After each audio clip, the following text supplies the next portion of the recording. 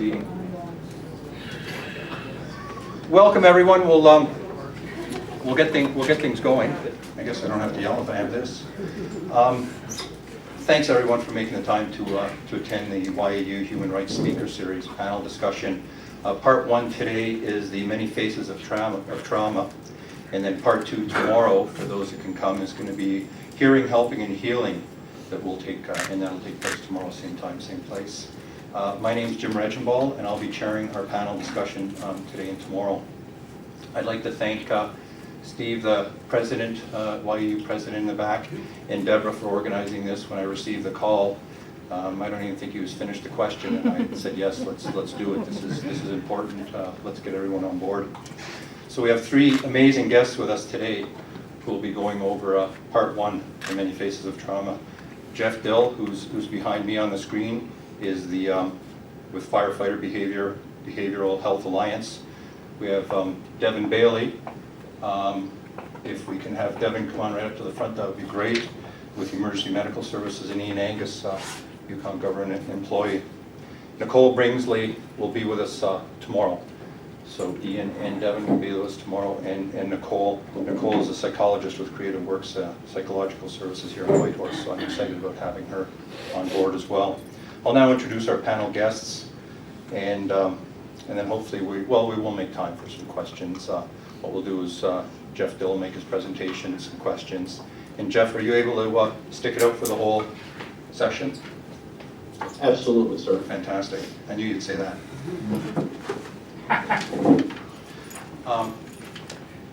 Jeff Dill is the founder and CEO of Firefighter Behavioral Health Alliance. 2011, Jeff Dill founded FBHA. Jeff travels the United States and Canada holding workshops to teach firefighters about behavioral health awareness and suicide prevention. FBHA is the only known organization that collects and validates data on firefighters and EMT suicides across the United States. In addition, FBHA holds classes for counselors, chaplains, family members in preparing for retirement. Jeff holds a master's degree in counseling from Argosy University, Illinois, a licensed professional counselor, a retired captain at Palatine Rural Fire Protection District in Inverness, Illinois. Coming highly recommended, Jeff was our guest speaker, I think it was 2 years ago at our Associate Yukon Fire Chiefs Conference. Came highly recommended, and he gave a talk on saving those who save others, and presented 2 workshops. That was the first one, and the second one was basically geared toward retirement and how people phase out of the emergency services into retirement, and how I think one of the key things was make sure you have some sort of a hobby to fall back on, and not it's like all of us, or a lot of us, when we go on vacation, the first thing we do is we go to the fire halls or the ambulance base and want to, let's leave our job and enjoy our lives. So Jeff did an amazing talk, and it's an honor to have him with us today. And Devin Bailey.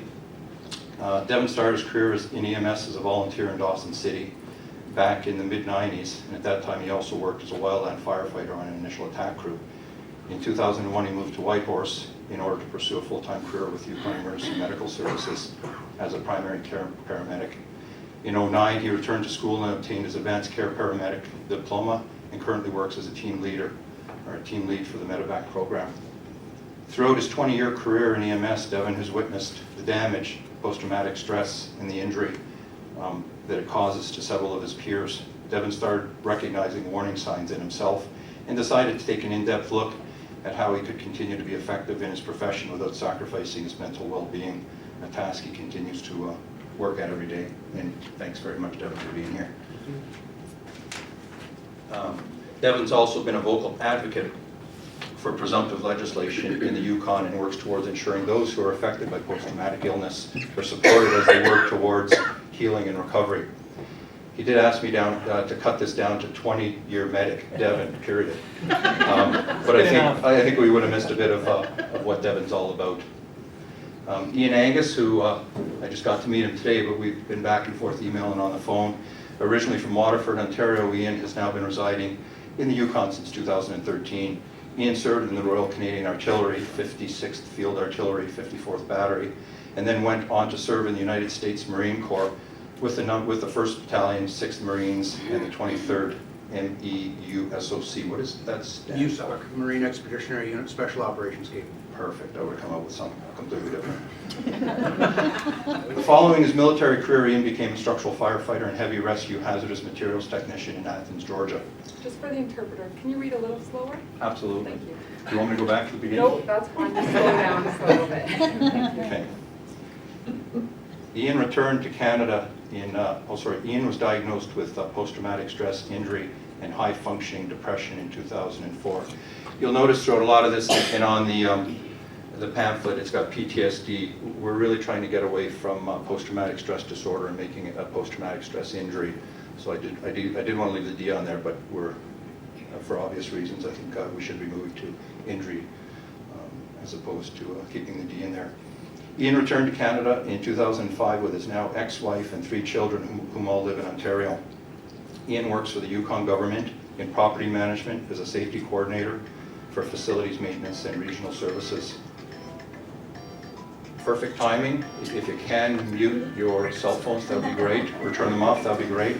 Great tune, I love it. It's not AC/DC, but it'll do. Also, at the bottom of his email, I had asked everyone to send me a quick bio, and Ian put at the bottom, let me know if you'd like anything else, but here's a first kick at the can. I like to keep things simple. My story isn't very pretty at times, but the journey to healing has been pretty cool. So I think that says a lot right there. I mean, you got the whole bio, but those last few verses say a lot about what Ian's all about. And thanks for being here. Absolutely. I'll go over Nicole's bio tomorrow when she's here. But again, I want to thank our guests, all in attendance. What a great turnout for this, for being part of this important issue, and look forward to our sessions today and tomorrow, and for the questions that you're going to have of our panel. One thing nice about sharing something is when you have great people, you can just sit back and let them do it all. So at this time, I'll ask Jeff to start us off. And Jeff, thanks again for being here. No problem, sir. And you'll put the screen on so I can see which slide. Absolutely. Is it that one or this one?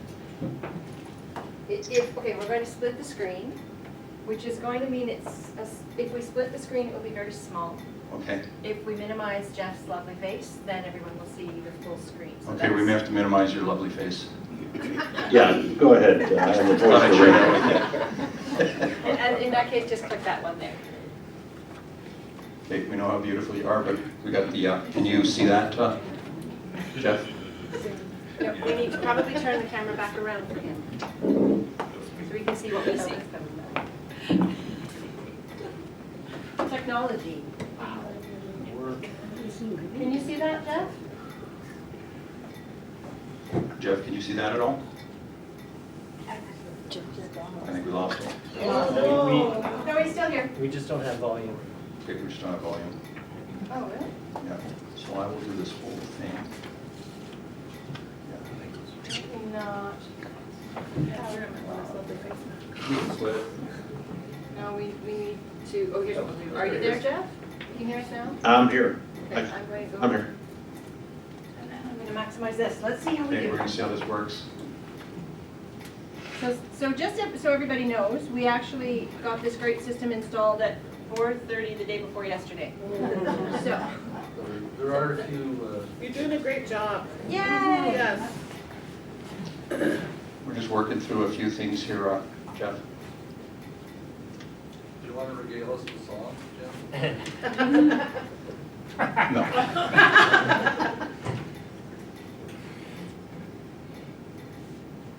I do have photos of my dog at the vet, but I'm not going to share those either. The wrong end. Oh, nice. Does somebody else know how to make this huge? I don't use this ever. Is there someone under 20 in the audience? If you PowerPoint is 30 and up. Come on, David, please. I know you Gerard's a got tap this. Click on dancer. his lovely face. Who is?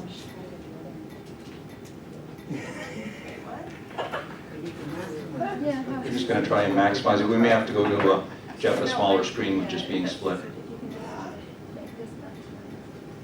Hopefully you can still hear me, Jeff. So that's as big as it can get if we split Yeah, the I screen. can. Can you read that, people, at all? That I can't.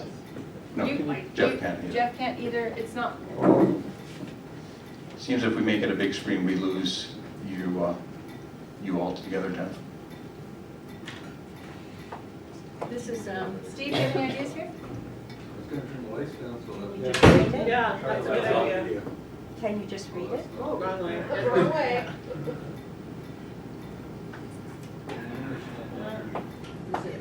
Does that help at Oh, all? that helps. Doesn't help for the deaf person seeing the interpreter. No. Is there any way you can drag the edges of the Skype screen out? Yeah, if you could just move my camera over to the left so I can see my slide. Oh, I see, okay. Okay. Let me know when you got it, Jeff. And Oh, you guys, you know what? This is just part of the shtick. This is just part of the show. yeah, that's good. I can read that from there. There you I mean, I'm just gonna hit the bullet points out of it, so that's no Okay, problem. perfect. I'll, is that okay for everyone? Perfect. And, yeah, it's all, now we're back to you. Thanks again. Okay. All right, I appreciate it. And you did the introduction, and thank you. I am honored to be part of this presentation today. I tried really hard to get a flight from Chicago last night to get up to the Yukon, but there was just nothing flying at night, so I am honored to be here today. Like Jim said, saving those who save others. That's just one of our 7 different workshops that we have. I am a retired fire captain from outside of Chicago, licensed counselor and founder of FBHA.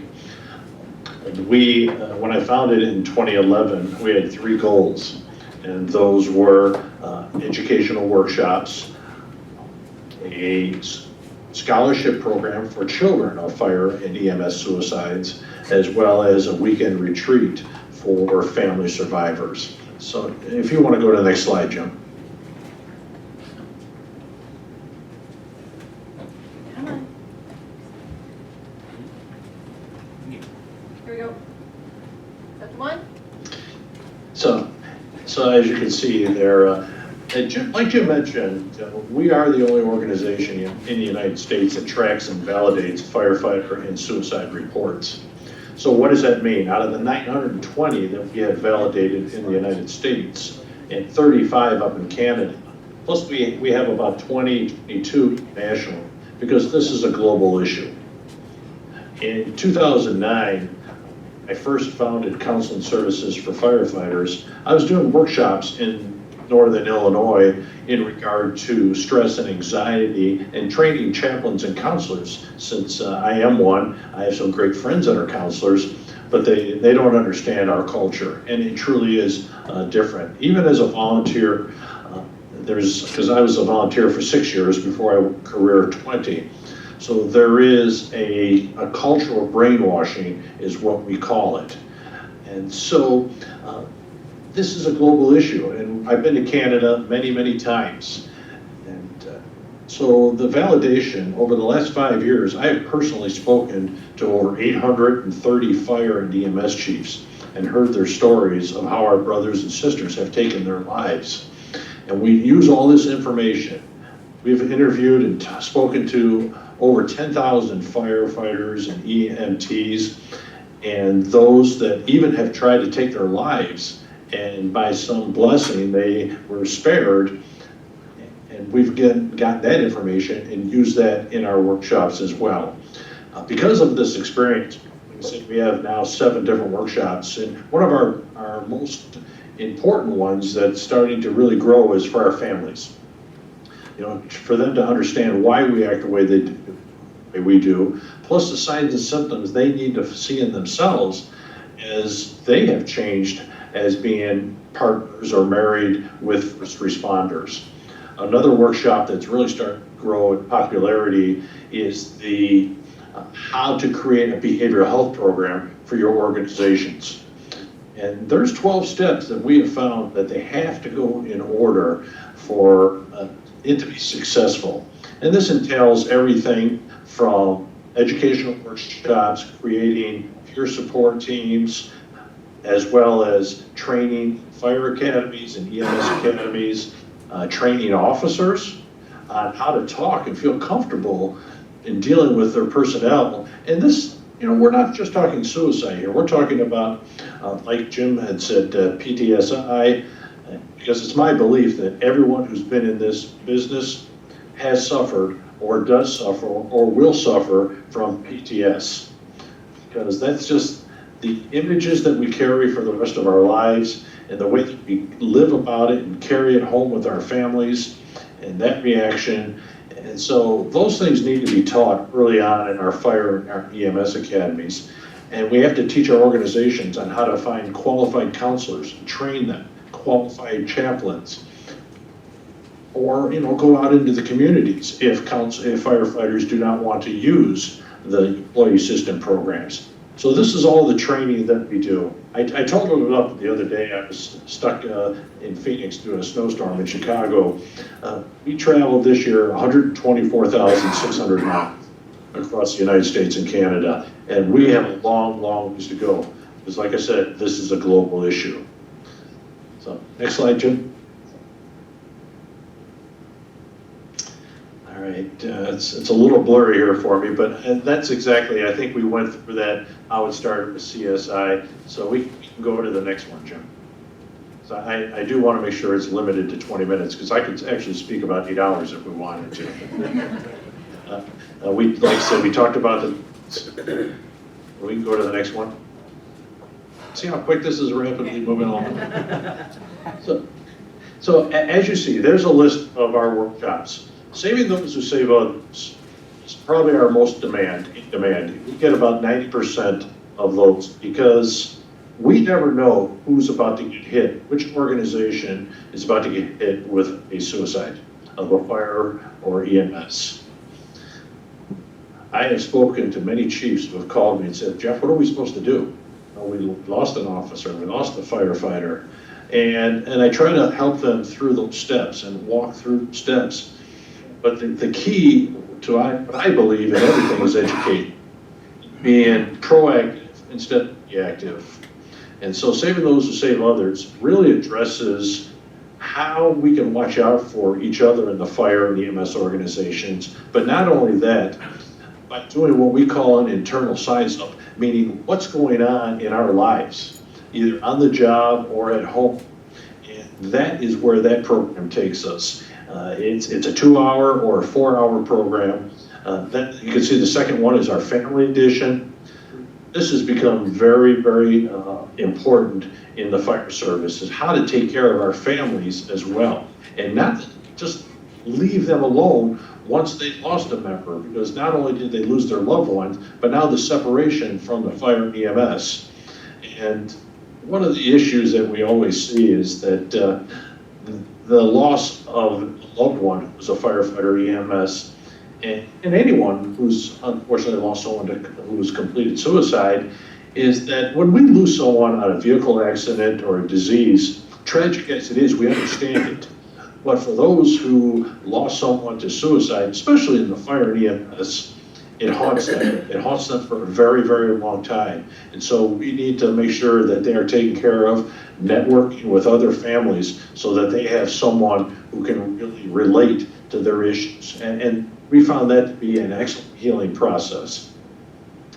An internal size up is a workshop designed for fire and EMS, and it really covers a lot of the addictions, PTS, depression, and those, because we found through our 5 years of experience, the #1 known reason for fire and EMS taking their lives is marital and family relationships, followed by depression, medical, and medical is actually moved up rather rapidly, especially in the fire service, because of cancer. When firefighters being diagnosed with cancer, instead of being a burden to their families, have been taking lives. And that's a problem. That's a big issue. #4 is addictions, and 5, of course, is PTS. And then you can see we talked about the other ones, how to create a successful behavioral health program. A firefighter's life, we train a lot of EAPs, employee assistance programs, and counselors across the United States. If you want to work with us, you need to understand we're just a tad bit different. Not that it's bad, not from my point of view, but it's just that we are different. And so, as you can see, saying goodbye, the emotional detachment, we track retirees those that have been fired, those that have been resigned, those on disability. And I'm in this business. I'm a licensed counselor. I had 26 years on the job. I traveled. When I retired after 26 years, it hit me. It hit me hard because, you know, it's like, wow, where did those 26 years go? What have I planned for my future? And we have spoken to hundreds and hundreds of firefighters who said, hey, we retired in our early 50s and we thought our life was over with. So in that workshop, we addressed three big ones, and that is loss of identity, lack of belonging, and lack of purpose. And those are key, especially from a counseling point of view, as well as in the fire and EMS. And then our newest one is actually by Dr. Cynthia Pocket, who's an instructor of ours. She's psychobabble, and that is for police and fire who want to do screening and how to screen those candidates into the fire, police, EMS services. So that's done with that screen, Jim. All right, you're gonna have to make it a little bit clearer for me. Can you just? Jeff, do you want me to read that off to you? Yeah, could you read that to me? Yeah, so it's the top items. Number one is stats show no discrimination. Okay, right. Yeah, our stats show no discrimination whatsoever, whether it's career, volunteer, male, female, ranks, ages. It will hit whoever it feels like when the person is suffering. And I say this to fire departments and EMS all the time, that what do we see more of? Structure fires or personnel dealing with personal and professional issues? There's no discrimination among stats. Every organization, EAP has to be proactive, not be reactive in these issues. Next one is Number two, Jim? they are not numbers. You know, this is one that I learned, that we show the graphs and the stats. I remind people, these are not numbers. These are the names and the faces of our brothers and sisters. These are good men and women. These are the loved ones that we have left behind. And that's important. And we do a lot of, we stress that in our workshops. And number three is we shall not judge unless you're chairing this session. Yeah, that judgment, you know, out of the 920 that we have validated, there's been several that unfortunately have taken their lives after they've been indicted for some legal issue. And when you talk to the families that contact us about it and you hear their stories, and it's truly amazing what the newspaper and the media might say and really what the underlying issue is. And so we've also learned, you cannot judge, because I have not walked in their shoes at all. Next one is top 5 known reasons for firefighters and EMT suicides. Okay, we covered that one. And 6 top 5 warning signs. Okay, the top 5 warning signs, and I can recall on a slide in the future, but we'll go over this real quick. Recklessness and impulsiveness. We interviewed over 820 fire and EMS that were struggling with some issues in their lives. And we've found that these top 5, recklessness and impulsiveness, are number 1. Number 2 is anger. There's absolute anger in the fire and EMS world. And because our management, and nothing against them, they've just never been trained, but our first instinct is to discipline instead of understanding what's the underlying cause. Number 3 is isolation. That's a big issue. And we're doing a great job in the fire service of promoting isolation because of our new firehouses and fire halls. They all have individual bunk rooms, and we have Wi-Fi, internet, and everyone's usually off to their own after the workday is completed. And then number 5, of course, is, number 4 is loss of confidence in skills and abilities. These were firefighters and EMTs that just lost all their confidence in what they were doing, and that loss of identity as well. Number 5 is sleep deprivation. Plenty of us have sleep issues and will carry for the rest of our lives. So, and we've now seen an increase in number 6, which is lost their sense of humor. We're seeing that in our retirees. And next is family concerns. I'm sorry, what? Family concerns. I still didn't hear you, Jim. Family concerns. The family concerns of the trust that the firefighters will say what they're doing. They feel that sometimes they become the second family and the fire service has become the first family. They have started seeing a lot of anger within themselves. That's distributed to their children. And so that's why we have that workshop for the families. And next one, Jeff, 7 is the stats. Estimate that only 40% are reporting to your organization and 60% go unreported. Absolutely. And we might even be high at the 40%, because no matter where I go, I usually ask, who's heard of FBHA? And we stay very low profile, especially in regard to fire and EMS suicides. You know, we don't advertise. Everything is by word of mouth for us. We consult with numerous organizations. Right now we're working with the state of Colorado and the state of Massachusetts. So we get involved because we want to make it a great life for every firefighter in EMS, and plus, but we want to make it a better retirement for both them and their families.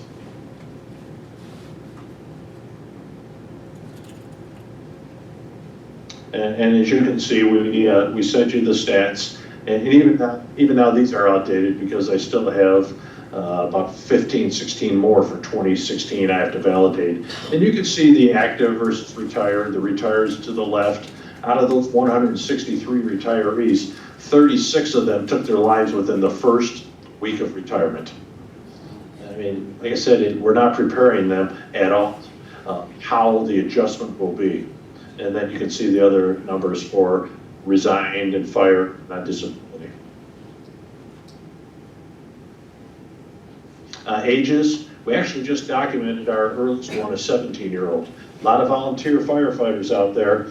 We're teaching them everything they can do to survive on the fire ground, but forgetting about that emotional. And our recent one was a young volunteer firefighter whose 3 friends just left his house. 20 minutes later, he was cutting them out of extrication, and a couple days later, he took his life. These are the things that we need to really nail in the fire academies, is the emotional aspect and what you can expect and how we as an organization are going to help you through qualified counseling, inpatient, outpatient help. Our oldest one was 97 years old. He retired. The family sent us a suicide letter that he left. He said, I retired 50 years ago.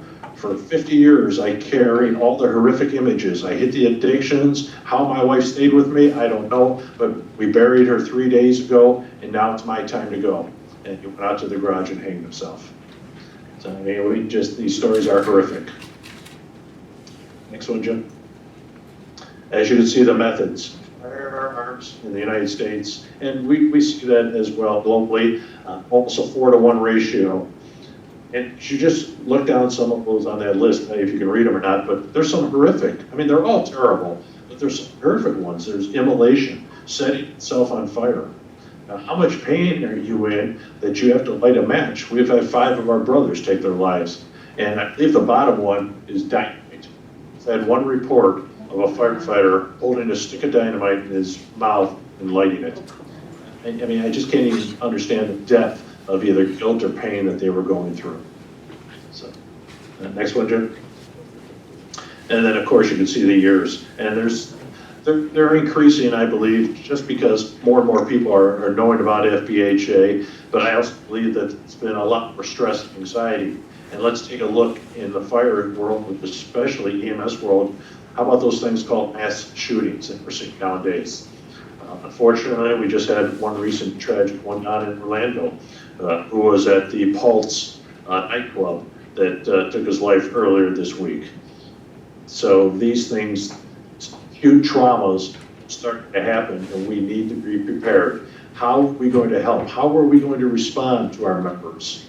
And so this is what we're trying to do, and we'd love to help out any way that we can up there and help Jim and help you up in the Yukon area. I think that's the last slide, isn't it, Jim? Yes. So I think I went over my 20 minutes, but I apologize. No, that's great, Jeff. Thanks so much. I'm just going to, hopefully this will, maybe not. You want me to get down? there you, maybe what I'll do is, thank you again, but I'll see if there's any questions from the audience, and if someone does want to ask a question, I'll bring the mic over so that Jeff can hear. Any even thoughts, questions? Or they can email me too, Jim. You have my email address, so you want to get that later, okay? No. Well, thanks so much. You touched on a lot of points there, Jeff, and what's interesting is the Senate committee, actually just 2 days ago, and it really hit me in a way, we're discussing in Ottawa concussions in the NHL. And Eric Lindros, obviously an NHL player that his career came to a sudden end due to concussions. They were discussing concussions and how to treat them in the NHL.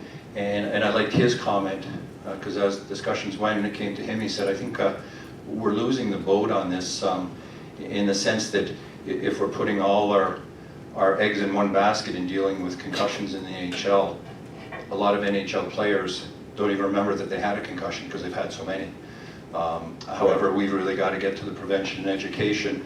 Not saying that we don't have to take care of our individuals and first responders that have succumbed to post-traumatic stress, but we really have to get out there and educated and have a plan in place to deal with how this moves forward and educate it. And I think we're really moving forward with when we say for first responders, we also want corrections, nurses, doctors. I mean, hopefully down the road, everyone will be covered in this, but I'm not sure if you wanted to comment to that at all, Jeff. Well, absolutely, and we're seeing, in our workshops, we see dispatchers attend, we see police, we see nurses, we see chaplains who are dealing with fire and EMS, and they're suffering as well. So, like I said, when I say global, I mean, yes, across the earth, but also global within the community of first responders and those working with the community. It does take effect. And I know many counselors, good friends of mine, that do suffer from all the tragic and traumatic events that they see or hear from their clients. So taking care of everyone that's taking care of the community is vital. And education is absolutely the key. Well, thanks so much, Jeff. And if there's no questions, I'd like to keep you on here, but please, a round of applause for Jeff.